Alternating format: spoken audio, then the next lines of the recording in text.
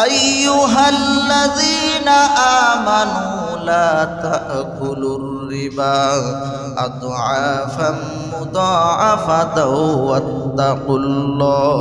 ওয়াত্তাকুল্লাহা লাআল্লাকুম তুফলিহুন।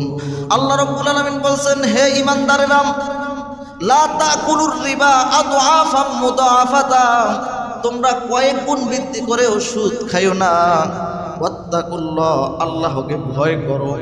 লাআল্লাকুম তুফলিহুন, যদি তোমরা সফলতা অর্জন করতে চাও, যদি তোমরা সফল হতে চাও দুনিয়া এবং আখিরাতে, যদি তোমরা সফল হতে চাও, তোমরা সুদ খাইও না, সুদ ছেড়ে দাও।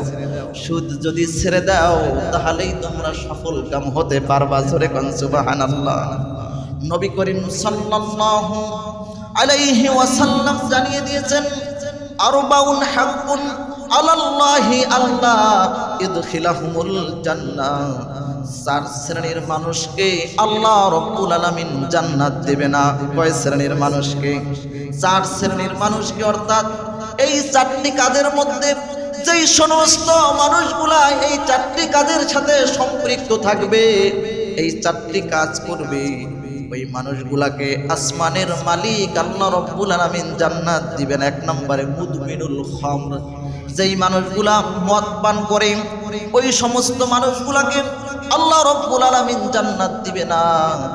দুই নম্বরে ওয়াকিলুর রিবা, যারা সুদ খায়, যাদের সুদের সাথে সম্পৃক্ততা রয়েছে, ওই সমস্ত মানুষগুলাকে আল্লাহ রাব্বুল আলামিন জান্নাত দেবে না। এই জন্য মুসলমান ভাইয়ের আমার, দেখুন, যে মানুষগুলা সুদ খাবে সেই মানুষগুলাকে আল্লাহ রাব্বুল আলামিন জান্নাত দিবে না। তাহলে আপনি একটু ভেবে দেখুন, সুদ আমাদের পরিত্যাগ করতে হবে কি হবে না? শুধু তাই নয়, তিন নম্বরে ওয়াকিলু মালিল ইয়াতিমি বিগাইরি হক, অন্যায়ভাবে ইয়াতিমের মাল যেই সমস্ত মানুষগুলা ভক্ষণ করবে, ওই সমস্ত মানুষগুলাকেও আল্লাহ রাব্বুল আলামিন জান্নাত দেবে না।